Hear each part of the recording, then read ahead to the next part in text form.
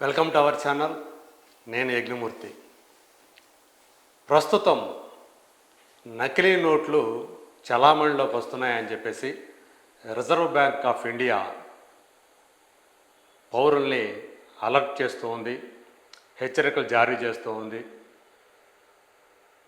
చాలా కాలం నుంచి ఈ నకిలీ నోట్లు అనేది ఒక బెడదగా పరిణమించిన విషయం మనలో చాలామందికి తెలిసిందే.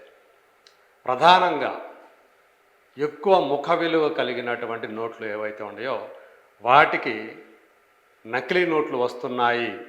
ఇవి అసలు నోట్లకి ఒక థ్రెట్గా, ఒక ప్రమాదంగా పరిణమించాయని చెప్పేసి చెప్తూ ఉన్నారు. సో అసలు నోట్లు ఏవి, నకిలీ నోట్లు ఏవి అనేది తెలుసుకోలేనంతగా అత్యాధునిక సాంకేతికను ఉపయోగించి కొంతమంది ఈ నకిలీ నోట్లను తయారు చేస్తున్నారని చెప్పేసి ఇప్పుడు రిజర్వ్ బ్యాంకు చెప్తూ ఉంది. సో నకిలీ నోట్లు అనేవి సమాజానికి అలాగే మన ఆర్థిక వ్యవస్థకి ఒక పెద్ద దెబ్బ. సో అందుగురించి వాటిని, ఆ నకిలీ నోట్లని చలామణిలోకి రాకుండా చూడాల్సిన బాధ్యత, వాటిని కనిపెట్టిన వెంటనే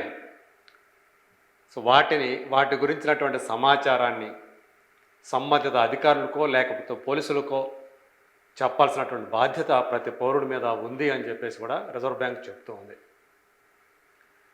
ఇప్పుడు 500 నోట్లు అనేవి చాలా నకిలీ నోట్లని అవి చలామణిలోకి వచ్చి తాము గుర్తించినట్లుగా రిజర్వ్ బ్యాంక్ అధికారులు చెప్తున్నట్టుగా మనకి సమాచారం తెలుస్తూ ఉంది. అంటే మనం ఒకటి చూస్తున్నాం, ఫేక్ నోట్స్ అలర్ట్ అని చెప్పేసి. సో ఎలా మనం మామూలుగా అయితే ఇప్పుడంతా కూడా ఎక్కువగా డిజిటల్ పేమెంట్స్ ఎక్కువగా చేస్తూ ఉన్నాం. కానీ అయినప్పటికీ కూడా ఆ డిజిటల్ పేమెంట్ కుదరని సందర్భాల్లో అసలైన నోట్లనే మనం చలామణిలోకి లేకపోతే వాటిని ఇస్తూ మనకు కావాల్సినటువంటి వస్తువులను కొనుగోలు చేస్తూ ఉంటాం. మరి ఇక్కడ అంటే ఎన్నో ఈ నకిలీ నోట్లు ఎవరైతే చలామణిలోకి తీసుకొస్తూ ఉంటారో, ఆ అసాంఘిక పనులు చేసే వాళ్ళు ఎవరైతే ఉంటారో వాళ్ళ బారి నుంచి ఈ అసలైనటువంటి నోట్లని కాపాడటం కోసం రిజర్వ్ బ్యాంకు కొన్ని సెక్యూరిటీ అంశాలని కూడా ఈ నోట్లో, అంటే ఏ నోట్లో అయినా సరే కొన్ని సెక్యూరిటీ పరమైనటువంటి భద్రతల్ని కల్పిస్తూ వస్తూ ఉంటుంది. అందులో ముఖ్యంగా సెక్యూరిటీ థ్రెడ్ అని ఒకటి ఉంటుంది, అలాగే టెక్స్ట్ ఉంటుంది, కొన్ని ప్రత్యేకమైనటువంటి నంబరింగ్లు ఉంటాయి. సో అలాగే కొన్ని అక్షరాలు ఉంటాయి. ఇవన్నీ కూడా అసలైన నోట్లకు మాత్రమే పరిమితమై ఉంటాయి. పైగా ఏదైతే కరెన్సీ నోటు పేపర్ ఏదైతే ఉందో దానికి సంబంధించి కూడా సైజు ప్రకారం అలాగే థిక్నెస్ ప్రకారం కూడా కొన్ని ప్రమాణాలు పాటిస్తూ రిజర్వ్ బ్యాంకు వాటిని ముద్రిస్తూ ఉంటుంది.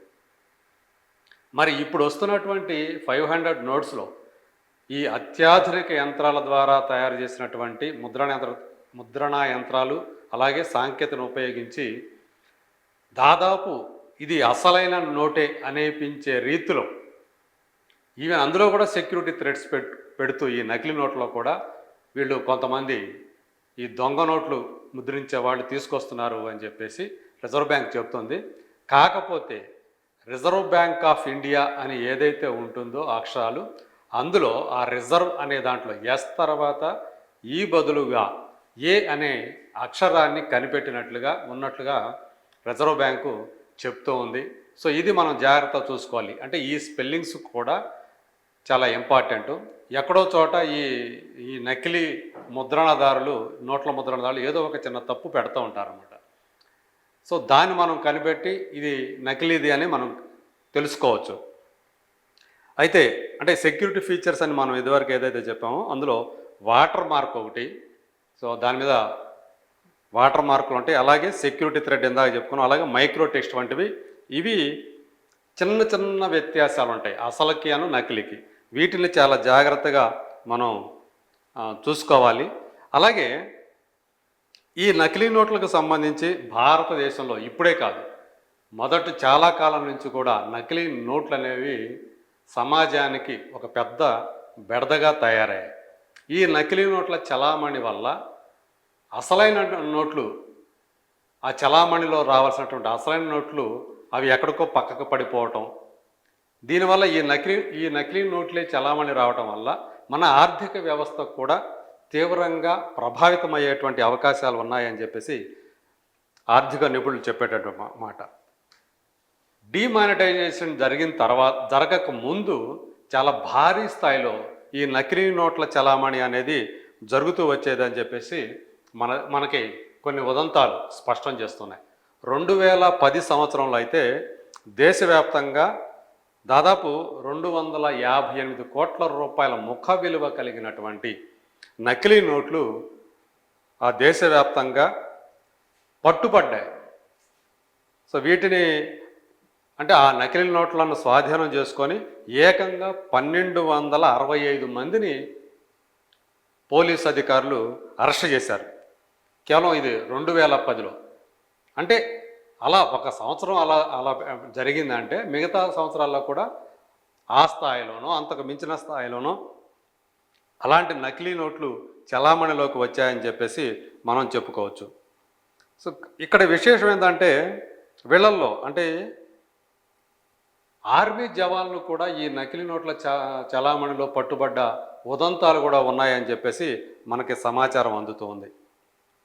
ఇక డిమానిటైజేషన్ అయిన తర్వాత అంటే 2020లో సో దేశవ్యాప్తంగా 92 కోట్ల ముఖ విలువ కలిగినటువంటి నకిలీ నోట్లను పట్టుబడ్డా. అంటే తగ్గిందని చెప్పాలి. డిమానిటైజేషన్ తర్వాత అంటే ఆ ముందు ఏవైతే నోట్లు ఉన్నాయో అవన్నీ కూడా చలామణిలో లేకపోవటం వల్ల, కొత్త నోట్లు రావటం వల్ల అది తగ్గిందనుకోవాలి. నకిలీ నోట్ల చలామణి తగ్గింది. అయితే అయినప్పటికీ కూడా ఈ 2000 నోట్లకు సంబంధించి మొట్టమొదటిగా ఆ 1000 నోట్ల రూపాయలని ప్రభుత్వం రిజర్వ్ బ్యాంకు మొత్తం తొలగించేసి చలామణిలో లేకుండా చేసి 2000 నోట్లని తీసుకురావటం మనకు తెలిసిందే. సో దీంతో ఈ 2000 నోట్లని, నకిలీ నోట్లని చలామణిలోకి తీసుకురావడానికి చాలామంది ప్రయత్నం చేశారు. అయినప్పటికీ కూడా 2019తో పోలిస్తే 2020లో అంటే మరుసటి సంవత్సరం ఏకంగా 190% పైగా ఈ నకిలీ నోట్ల చలామణి పెరిగింది. అలాగే ఆ నోట్ల స్వాధీనం కూడా పెరిగింది. ఏకంగా 8,94,947 నకిలీ నోట్లను ఆ సంవత్సరం 2020లో స్వాధీనం చేసుకుంటే వాటి విలువ 92.17 కోట్ల రూపాయలు అని చెప్పేసి మనకి గణాంకాలు చెప్తూ ఉన్నాయి. సో ఇందులో 2000 నోట్ల వాటానే 53% అంట. సో దాన్ని బట్టి అంటే ఎక్కువ ముఖ విలువ కలిగినటువంటి నోట్లను ఎక్కువగా చలామణి చేస్తే వాళ్ళకు కొంచెం అంటే చిన్న చిన్న నోట్లు ఎక్కువ చలామణి తీసుకురావటం వల్ల వాళ్ళకు వచ్చే లాభం తక్కువ ఉంటుంది. ఎందుకంటే ఎక్కువ నోట్లు ప్రింట్లు చేయాల్సి వస్తుంది. వాటి ముఖ విలువ తక్కువ కాబట్టి ఎక్కువగా వాటిని తీసుకువెళ్ళి చేయటం వల్ల వచ్చే లాభం తక్కువ కాబట్టి అది ఎక్కువ ముఖ విలువ కలిగినటువంటి నోట్లను కనుక తీసుకొస్తే చలామణిలో వాళ్ళకి ఇంకా సులభం అవుతుంది. వాళ్ళు అనుకున్నది అంటే వాళ్ళు ఎక్కువ లాభపడతారని చెప్పేసి అలా 2000 నోట్లని 53% అవే ఉన్నాయంట. అలాగే యాక్చువల్గా డిమానిటైజేషన్ తర్వాత 1000 నోట్లు రద్దయిపోయినప్పటికీ కూడా కొంతమంది 35% ఆ 1000 నోట్లను కూడా చలామణిలో తీసుకొచ్చారంట 2020లో. సో ఇవి ఆందోళన కలిగించేటువంటి విషయమే. సో ఇక అంతకుముందు చూస్తే 2008లో అయితే 258 కోట్లు అని చెప్పేసి తెలుస్తూ ఉంది. 2011లో పంజాబ్లో అయితే 9 లక్షల రూపాయలు, ఆల్మోస్ట్ 10 లక్షల రూపాయలు పట్టుబడ్డాయి. నార్త్ కేరళలో 2024లో కొన్ని నోట్లు, అది 500 నోట్లు నకిలీ నోట్లను గుర్తించారు. అంటే అవి తక్కువ వాల్యూ. యాక్చువల్గా ఒక 7,000 రూపాయల నకిలీ నోట్లని ఒకళ్ళు చలామణిలోకి తీసుకువస్తూ ఉంటే అందులో ఒక మహిళ కూడా ఉంది. సో వాళ్ళని అరెస్ట్ చేసి జైలుకు పంపించారు. సో ఏదేమైనప్పటికీ కూడా అంటే 2005 నుంచి 2010 వరకు మధ్య అయితే మాత్రం ఈ నకిలీ నోట్ల చలామణి చాలా ఎక్కువగా ఉంది అని చెప్పి మన గణాంకాలు తెలియజేస్తూ ఉన్నాయి. ఇక 2016 మనకి తెలుసు డిమానిటైజేషన్ 2016లో జరిగింది. ఆ తర్వాత ఈ నకిలీ నోట్ల బెడద కొంతకాలం వరకు తగ్గింది. అందరూ కూడా ఊపిరి పీల్చుకుంటూ ఉన్నారు.